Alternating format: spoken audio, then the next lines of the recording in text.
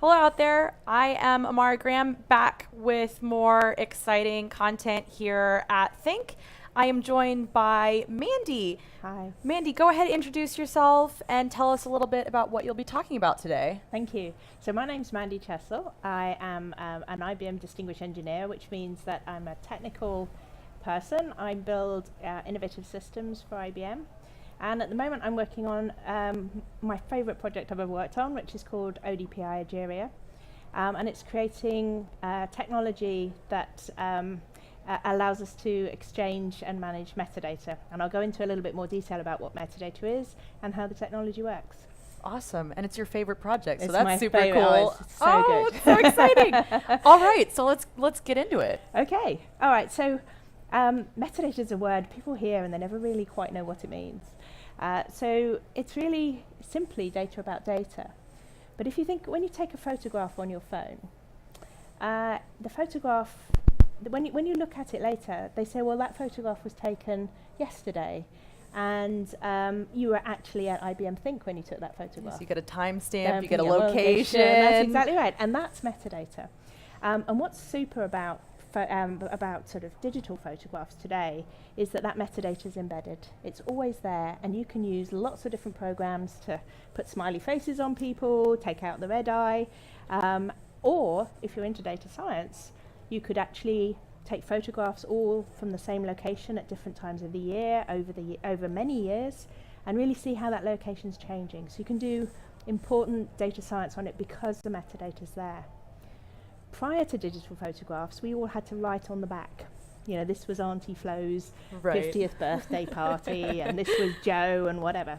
And we were all terrible at it. There were some people who were very good at it, but most of us have got boxes of photographs where we can't quite remember who the people are, or what day, or what year. Yeah. That's exactly right.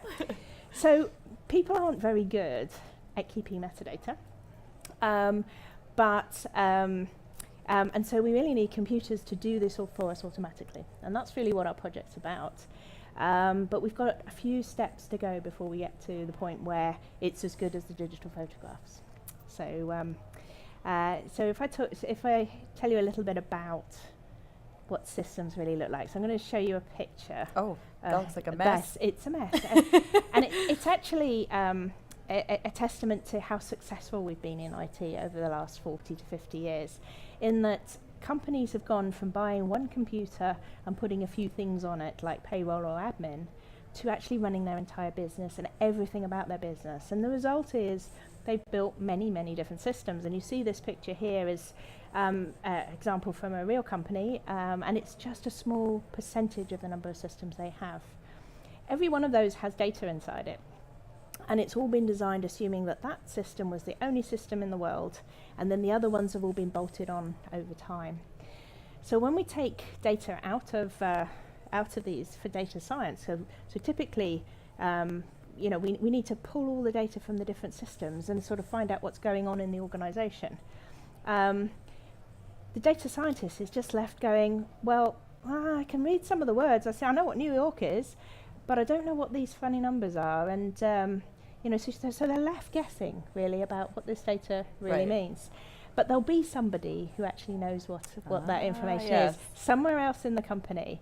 And data scientists spend a huge amount of time trying to find out what the data that they're supposed to work on. Well, even finding the data in the first place, but then trying to decipher what these numbers mean, because a lot of data is just numbers really.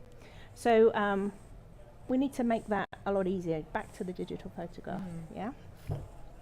The other thing is that data's not always, public. Right.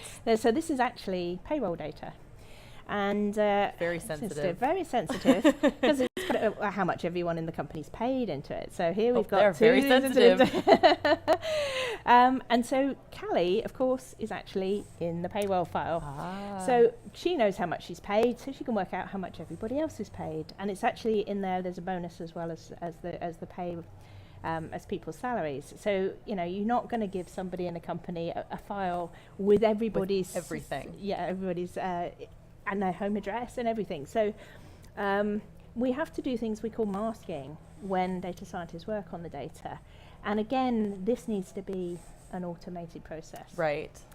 Yeah, so the core of this, and now, unfortunately, unlike digital photographs, data from normal systems, from business systems, is not doesn't have any metadata with it. So it's just the numbers and the text that you get. So there are products, lots of products, called metadata repositories. And this is where we store the information. So when we pull the data out of a system, it's a bit like a poor tortoise who's lost a shell. Because the system before used to protect the data, and you couldn't access the data without using the system itself. But when we pull it out for data science, it's somewhat vulnerable. So what we try and do is capture everything about what the data meant, what it was captured, what it, how it should be used, how sensitive it is. Right. And that goes into the metadata repository. Okay, and that gets you that context too, because sometimes you get a location, you're like, well, what is this? Is it the location in time? Is this relative to something else? You don't quite know. And then you don't know how relevant is that information to solve a data science problem. Exactly. Is it accurate? Is it whatever? So that's really the role of the metadata repository. And inside it, let's try and show you a little bit about how metadata looks. So there's very simple stuff. So say this came from a database. We have what's called the schema, which shows the fields within it. And that gives you a clue, actually, as to what the data means. You start to say, oh, I know what salary means. And that gives you some of it. We can also put tags on it, label it with business terms, and so people actually start to really begin to understand it. And then we can get really sophisticated and say, this is everything about an employee. So we can start to say, these things all belong together. And so, well, actually, this is about an employee, so it's probably a little bit sensitive.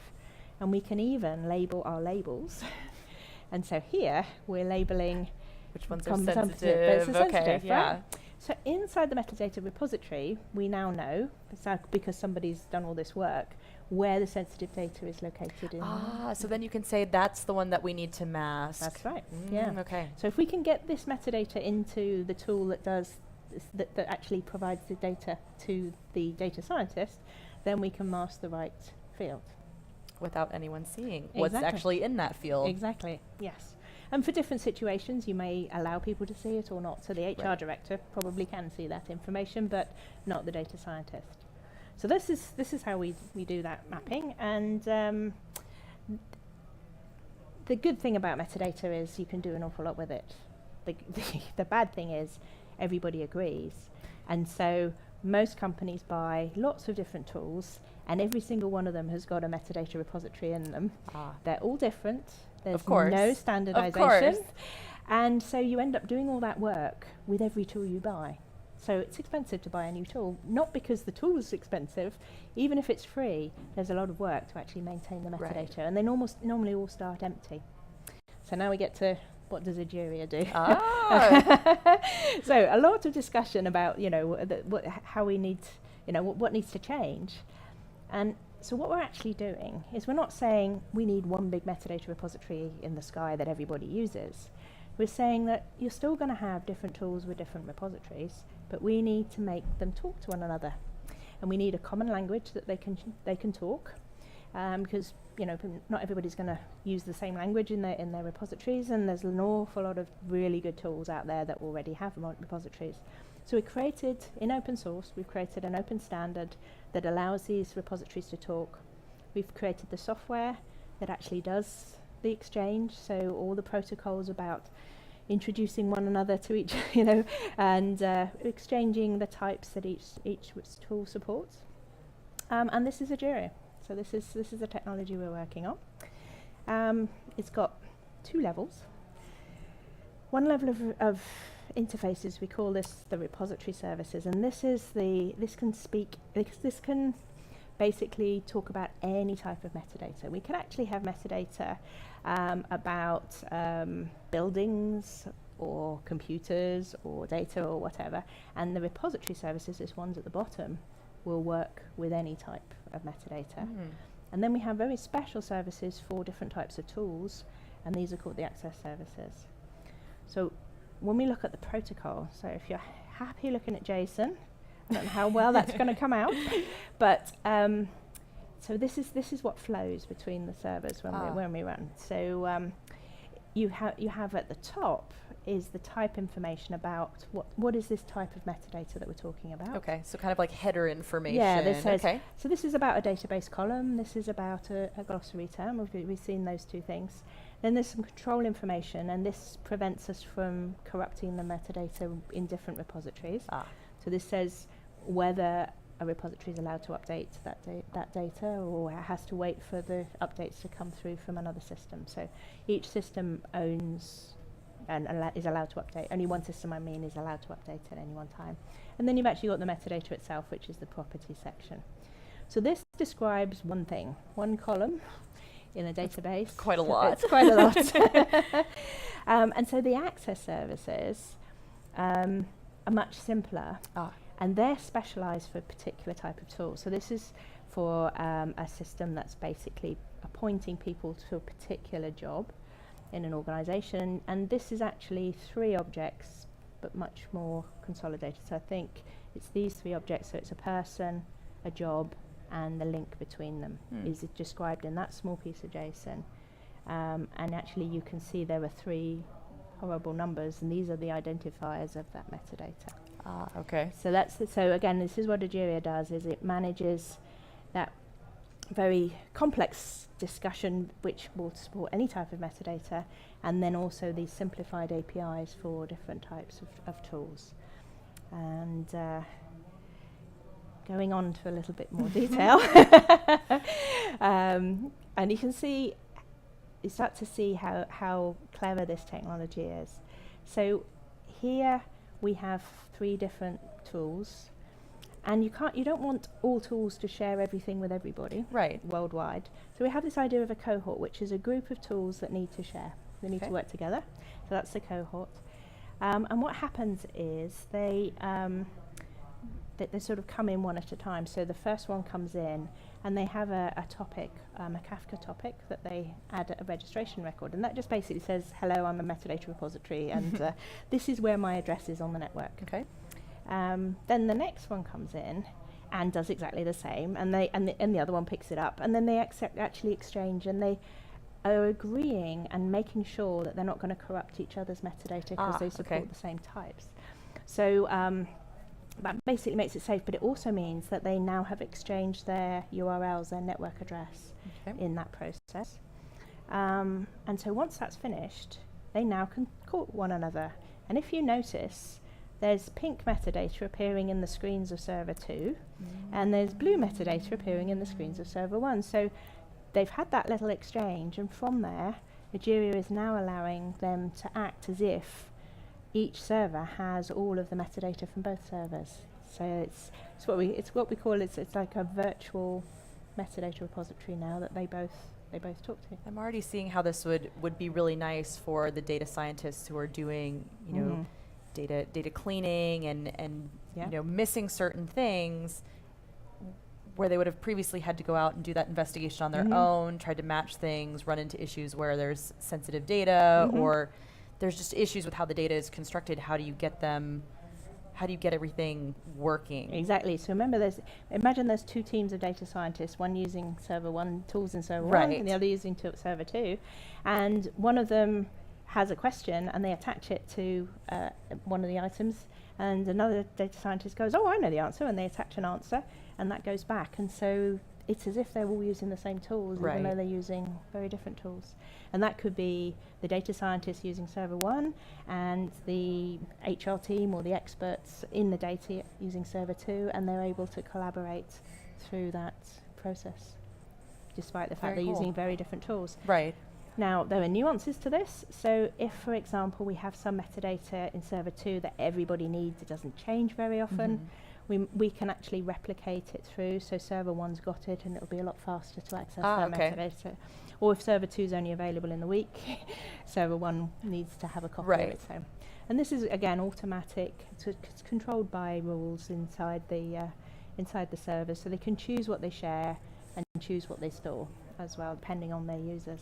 And I'm assuming too that the data that's coming from the other server would have a label or some sort of identification that says that, yes, we think this is fairly static data, it doesn't get updated very often, but in the event that we need to update it, we need to retrieve it from this other system. Yes, and in fact, if server 1 tried to update some blue metadata, it would work, but what would happen is that update would go to server 2, server 2 would update it, and then the new copy would come back. So the user of server 1 wouldn't know that server 2 had that it had to go to server 2 to update it.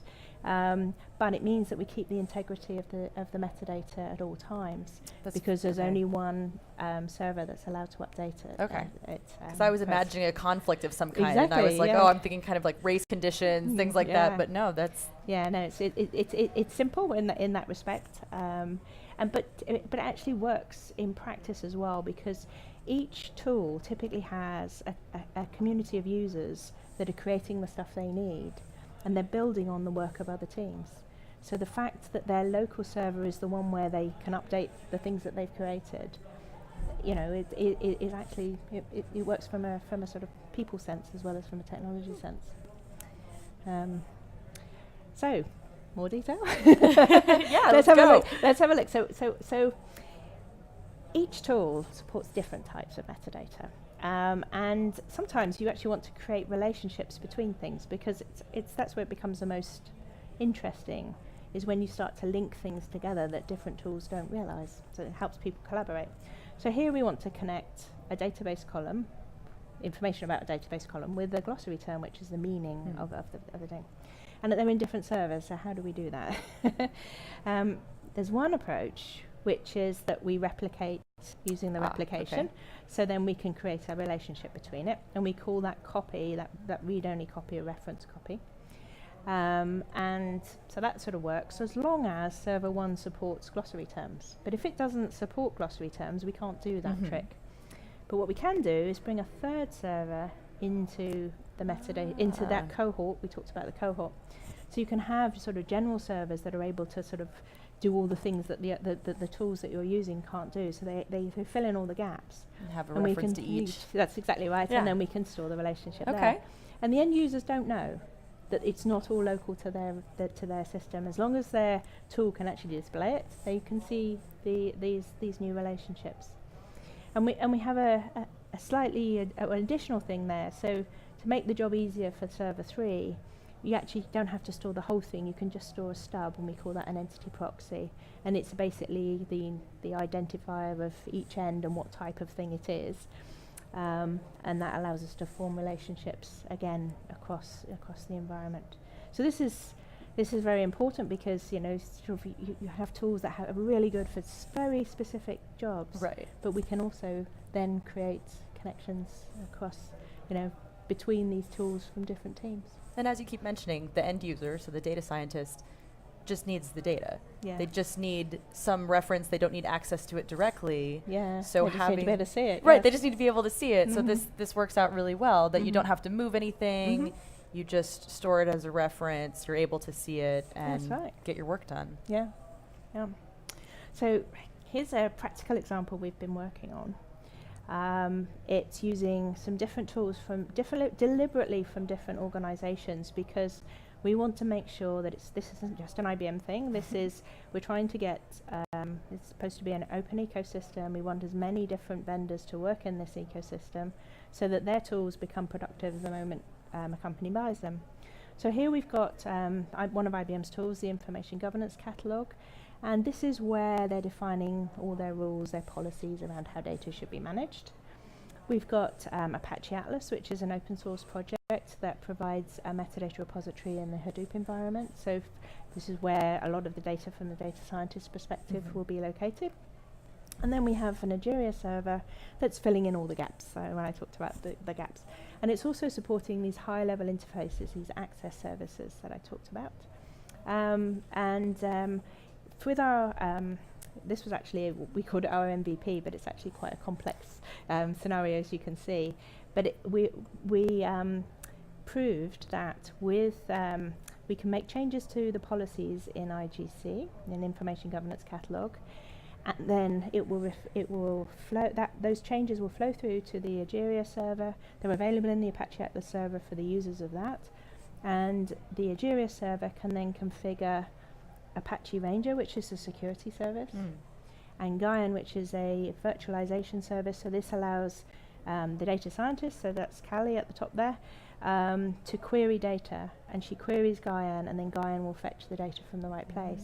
But what we've configured with Egeria is that all of the column names are actually changed to be glossary terms, so they're nice and familiar terms rather than obscure names.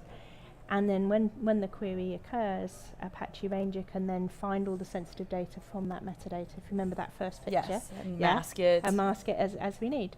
And so you every time we change the tags on the metadata, the Ranger will change what gets masked in the data. Okay. And again, this is 3 very different types of technology all working together through Egeria. Yeah, so it's much more complex than it looks, and I would say a traditional MVP, but it's a very hard problem. Yes, and we needed it to make sure that we built these frameworks so they were usable by lots of different types of technology. So it actually was necessary to do a good job in terms of how we built Egeria. So I've got lots more details, so we seem to be we keep going lower. Yeah, we have time. Okay, so if you were somebody who actually owned a product and you think, well, actually I'd be quite interested in connecting into this, what's required to create these little lines underneath to connect it to Egeria? Now everything in Egeria is built on a connector framework, so basically it makes it very easy to plug in different technologies into this environment. So when we think of how Information Governance Catalog plugs in, we have 2 connectors. One of them is a wrapper around the Information Governance Catalog's API. Okay. And the other is watching for events. So every time one of the tools that work with Information Governance Catalog adds metadata in, it produces an event, we capture it, turn it into an open metadata event, and send it out over the cohort. So we always have these 2 connectors, but you can put them in a separate server, and we call this the repository proxy because it's the proxy to the repository. And that's what we do with the Information Governance Catalog, or for Apache Atlas, because it was an open source server, we just put it into the server itself. And so it's exactly the same process. We build the same connectors, but it runs all as one single server. Okay. And there are different patterns in terms of how you can use more or less of the Egeria libraries in your technology to bring it into the open metadata framework. So it's quite, it's a very flexible environment. It's designed to minimize the work that a vendor needs to do to bring their tool into the ecosystem, which of course is important because the more tools that are part of this, the better. Better, yeah. So moving on. There were lots of tools. We've got tools that produce reports, tools that store data, tools that provide access to data or move data around. You've got our analytics tools, and you've got the governance platform, which is where all the policies are set. And they each need a different API because they focus on different types of things. And so, again, you can start to see how big Egeria is, because these white boxes here are all the different specialized APIs that we've built for Egeria, for the different types of tools or end user. So this is, again, to make it as simple as possible to allow people to connect into the ecosystem. And that box in the middle, that's all the different types of metadata that we support in the open types out of the box. So governance and data and glossaries, all the things that we've talked about, and the collaboration, of course, allows people to put comments and likes and things on the metadata as they're using it. So it's a very big ecosystem. It's a very exciting project, and actually could make everybody working with data's life an awful lot easier as we go forward. So you can see why I'm so excited about it. I can see why this is your favorite project, because I'm seeing all the people that it's helping. Yes, and I'm going back to my days in IT where we had some challenges because we were building tools that we were not allowed to see real live data. And so we were making fake stub data that didn't always look like what we were going to get in the real productionalized data. And that was a challenge just as me as the software developer box, where I'm like, it would have been great if I would have had access to everything with only the sensitive things masked. That's right. Just so that we could have built the right tool. And you could have clever masking, which didn't just blat everything out, but gave you representative values. Yes. That weren't the real ones. That would have been fantastic, because I know being on call where someone says, "Oh, so and so typed a special character in that we weren't anticipating, and it broke everything farther down the line." And I'm like, "Well, I didn't know what characters we were using and what we were accepting because I couldn't see real data." Yeah. So, as I say, a big project, important for developers, DevOps, and through to the data scientists and the people who have to manage their whole ecosystem. And so, to make this work, as I say, it can't be an IBM project. It has to be open source. And we've been very fortunate to firstly have worked with IBM, ING, Bank, Hortonworks, who gave us a lot of advice on open source development, and SAS as well. So we've got different perspectives from the consumer to different tool vendors and open source experts. And we're part of the ODPI, which is a non-profit organisation that's part of the Linux Foundation. So we've got deep experts in managing communities helping us with this project. And we've divided the work into two major groups.